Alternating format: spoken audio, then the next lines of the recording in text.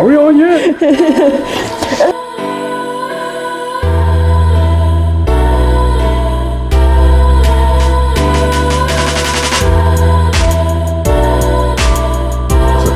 Hey everybody, it's Ike and Christine, and today we have a special guest, Bobby Garcia.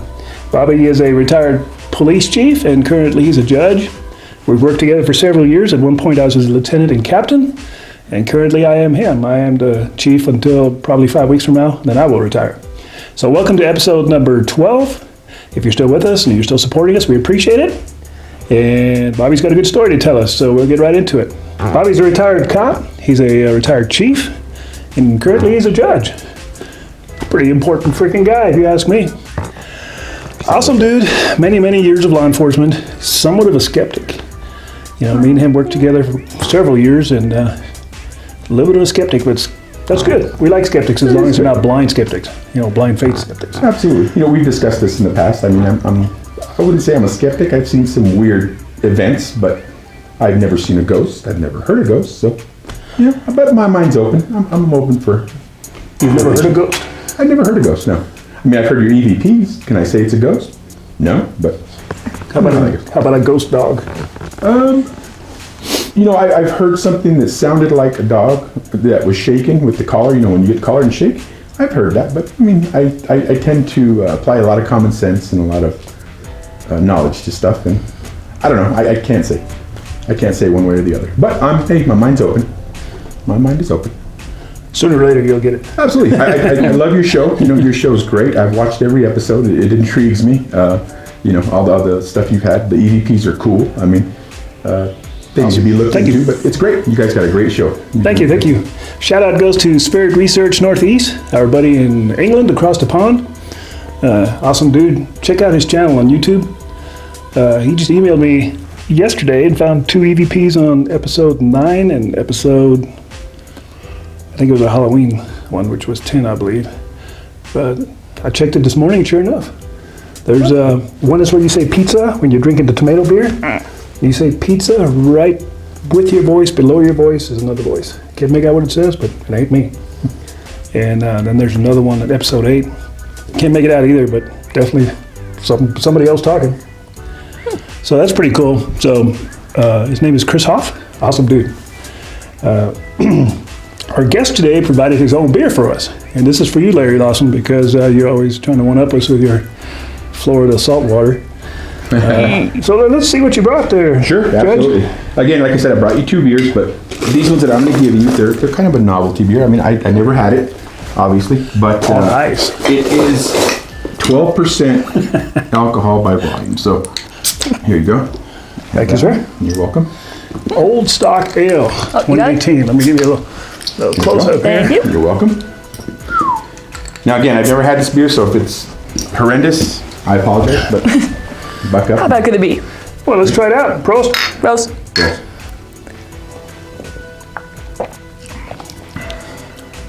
Strong ale. Wow, that is strong. It's good.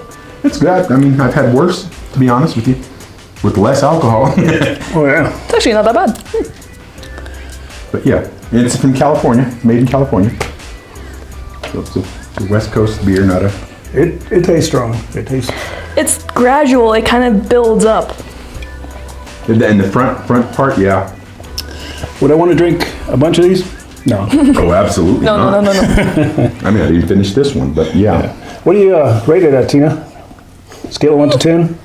7? What do you think? Let me try it again. Maybe an 8? Still strong. I'm going to say a 6. Really? Yeah. Huh. I like it. Because it's not a good drinking beer. This is more the kind of thing you'd almost pour in a shot glass. Yeah. Right, Because it's so strong. Yeah, I actually agree, yeah. Okay, Like, you fair know, enough. a good drinking beer is when you're hot, you've been working, and you can just chug it. absolutely. And I did bring you one of those, but this one, again, was for your show specifically. This is awesome. Because I wanted some good high ABA, so... I don't know how you're going to beat this one, Larry. I really don't, but I'm sure you will. Hopefully we can speak well after we drink it, but time will tell. Pretty good. Thank you. That was an awesome beer. All right. Took a quick little break. We're drinking our Old Stock Ale. Let me tell you, it's pretty rough. Just a little. So we switched over to yet another beer that the judge brought us. Now this one is awesome. You know why it's awesome? For one, it's a German beer. And you can't go wrong with German beer. It's called Free. And I don't have my glasses on, so I can't tell you a lot about it, but I think it says since 1904. Right. Yeah. It's a Kolsch. And how much, what's the percentage of? That one's not too high. I think that 4.8. Yeah, almost 5. That's a really good beer. This one I'll give it 9. I'm gonna give it an 8. Really good beer. The other one, a little tough. I think that one's gonna kill me. The other one was basically just to get even with Larry. All right, so Bobby, you have a story to tell us. I do. I have a story back in the early 90s when I was a rookie police officer back in eastern New Mexico, where I started law enforcement. I was working the summer months. I was on a graveyard shift. I was low man on totem pole, obviously. So during briefing, I was assigned to routinely the police department would go and at dusk go and lock the cemetery gates of the city cemetery, and in the morning, unlock them for people to go in and see their family and stuff. The reason for that was there was some vandalism and stuff like that. So unfortunately, my sergeant tasked me, low man on totem pole, to go and lock up the cemetery. And of course, I was getting harassed, by the other officers and stuff. So I said, okay, this is going to be an interesting thing to do. But it was cool. I'd go there. Sun was going down, and there was nothing going on. It was a rather slow night. So I went, took the keys that a dispatcher would have. So I took the keys to the thing, and I would go and routinely would check the cemetery prior to locking it up. So drive around, it's getting dark, it's getting dusk, and routinely there would be people in the cemetery, and you'd have to kindly let them finish, doing what they're doing, and let them leave and stuff, and hang out for a little bit, and then lock the gates once everybody was out. So I did that. I noticed there was a family over there, and they'd got in their car and they left, and didn't approach them or anything. Just let them, do their morning like you should, and so let them finish up. And so I went around and I drove around again, making sure there was no kids, no cars, no nothing in the cemetery. And there wasn't. So I'm leaving. And as I'm leaving, I see what I thought was a flash of light. So I'm like, oh, wait, great. I missed a car or something, which is possible. It's a big cemetery. So I went back and I drove back around. Didn't see nothing. So I locked the cemetery gates and I left. And during the course of the graveyard shift, we went and we had some dinner and stuff. And they asked, did you see anything in the cemetery? I said, well, there was some people in there. And I saw what I thought was another vehicle in there, but I checked it and it was empty.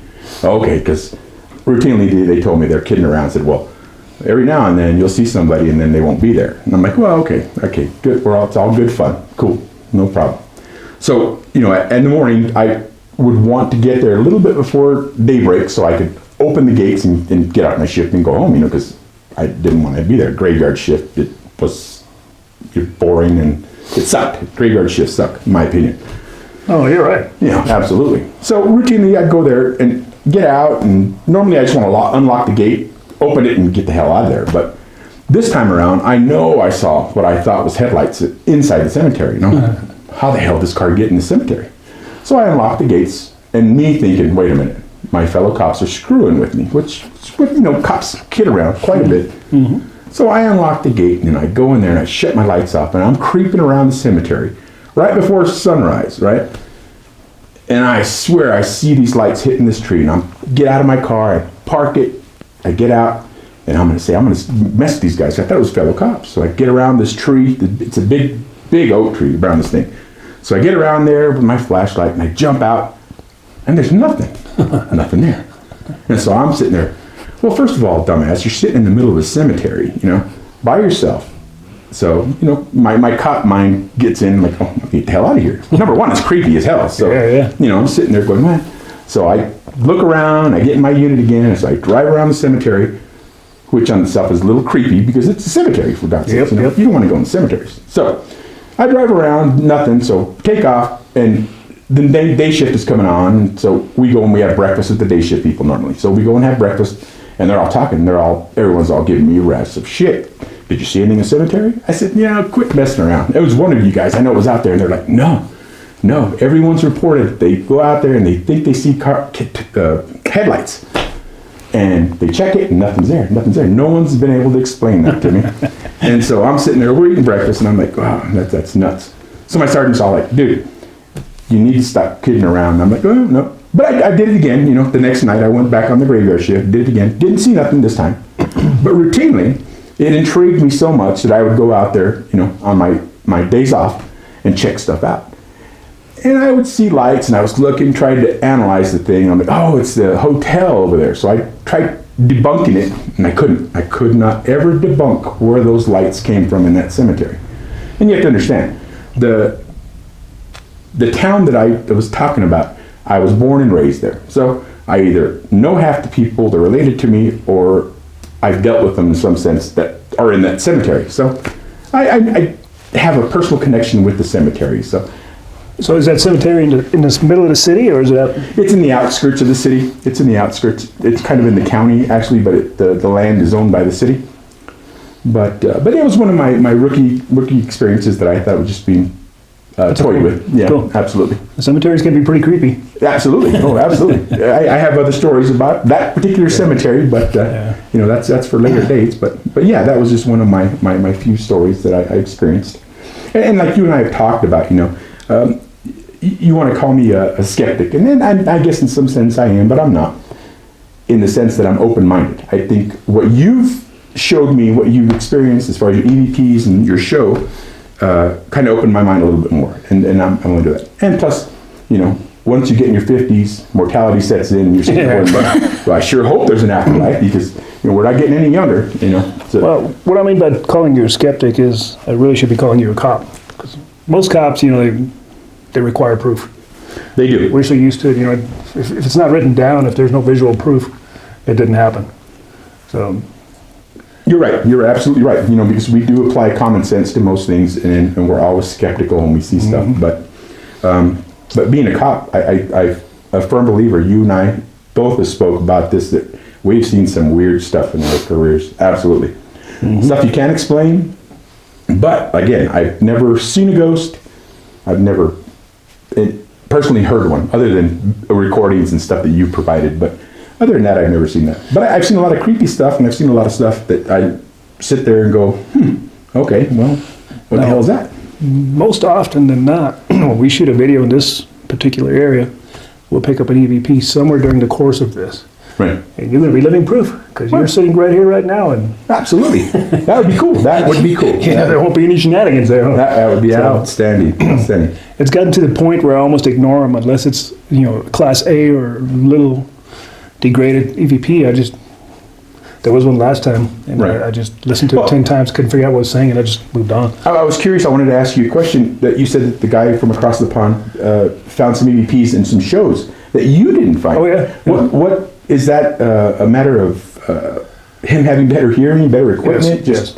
Well, Mostly. better hearing is one. Yeah. Better hearing is one, because, being a musician and cop and shooting and stuff, hearing's not the best. Or is it open for interpretation? But definitely, there's an EVP there. Once he pointed it out, okay, I can hear it. Okay. And it's, some EVPs are very quiet. I mean, they're in the background, you can barely hear them, and you really have to pay attention. Sure. And when you're editing, you try to splice and get everything together, and you don't really necessarily are listening for EVPs. You're just trying to make a video. Absolutely. So you're doing a lot of fast forwards and stuff like that. So he caught two, and that's not unusual. A lot of, even the professional ghost shows, guests will comment like, hey, you missed something. Right. So. Well, cool. Well, I know you always shot the videos here in your mom's house, a couple of them. And this is, just on face value, this is a very comfortable, relaxed place, It is. Yeah. It is. Sometimes it's a little creepy, but most often it feels pretty good. Yeah, absolutely. Well, great. Awesome story, Chief. That was nice. I liked it. It's a little numb, but I appreciate you having me on your show. I've watched every episode. You guys are doing a great job. You need to continue it. There'll be more stories. Not, from everybody. You have a lot of cop friends, so. So the subscribers are going up. I think we're up to 82 now. We've probably picked up 20 subscribers in the last 8 or 9 days. Nice. It's getting real close to 100. Silver, remember? I want that silver. Now look, watch, I'll win it, and it'll be like, fixed. So we appreciate y'all supporting and subscribing and sharing this channel. That's awesome. Now you found your favorite beer, huh? It's really good. Okay. I'm actually surprised. All right. Well, cool. Well, again, thank you very much for having me. I appreciate it. You're welcome, and we'll see you again, I'm sure. Yes, sir. I will certainly provide you more beer in the future. Not nasty stuff. That's always a good I thing. like this plan. Yeah, that one is a good beer. All right. So till next time, see ya. Goodbye. Bye.